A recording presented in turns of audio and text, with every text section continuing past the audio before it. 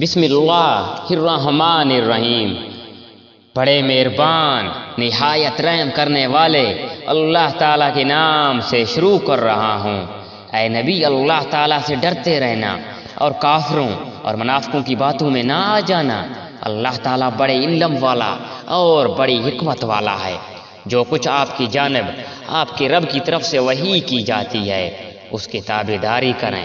یقین مانو کہ اللہ تعالیٰ تمہارے ہر ایک عمل سے باخبر ہے۔ آپ اللہ ہی پر توکل رکھیں، وہ کارسازی کے لیے کافی ہے۔ کسی آدمی کے سینے میں اللہ تعالیٰ نے دو دل نہیں رکھے، اور اپنی جن بیویوں کو تم ماں کہہ بیٹھتے ہو انہیں اللہ نے تمہارے سچ مچ کی مائیں نہیں بنایا، اور نہ تمہارے لے پالک لڑکوں کو واقعی تمہارے بیٹے بنایا۔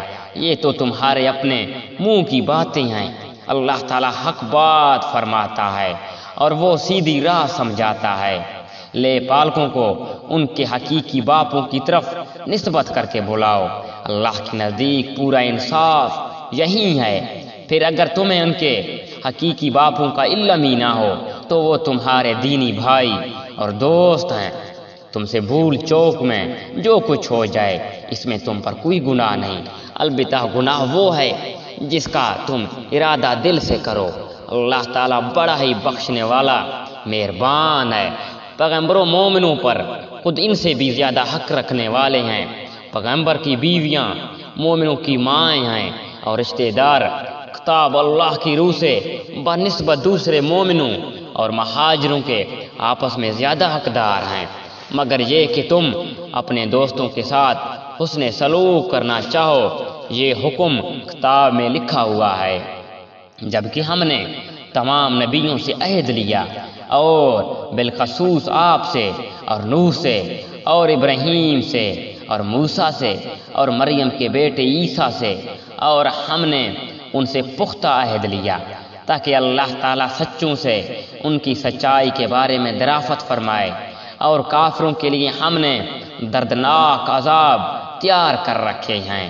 اے ایمان والو، اللہ تعالیٰ نے جو احسان تم پر کیا اسے یاد کرو، جبکہ تمہارے مقابلے کو فوجوں پر فوجیں آئیں، پھر ہم نے ان پر تیز و تند آندھی اور ایسے لشکر بھیجے جنہیں تم نے دیکھا ہی نہیں، اور جو کچھ تم کرتے ہو اللہ تعالیٰ سب کچھ دیکھتا ہے۔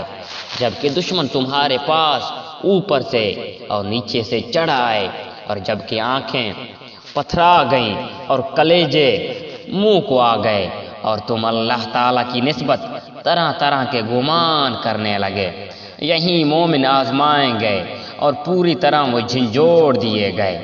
اور اس وقت منافق اور وہ لوگ جنہیں کے دلوں میں شک روگ تھا کہنے لگے اللہ تعالیٰ اور اس کے رسول نے ہم سے محض دھوکہ کا، فریب کا ہی وعدہ کیا۔ انہی کی ایک جماعت نے ہانک لگائی کہ اے مدینے والو، تمہارے لیے ٹھکانہ نہیں، چلو لوٹ چلو۔ اور ان کی ایک اور جماعت سے کہی کہ نبی سے اجازت مانگنے لگی کہ ہمارے گھر غیر محفوظ ہیں، حالانکہ وہ غیر محفوظ نہ تھے، ان کا پختہ ارادہ بھاگ کھڑے ہونا تھا۔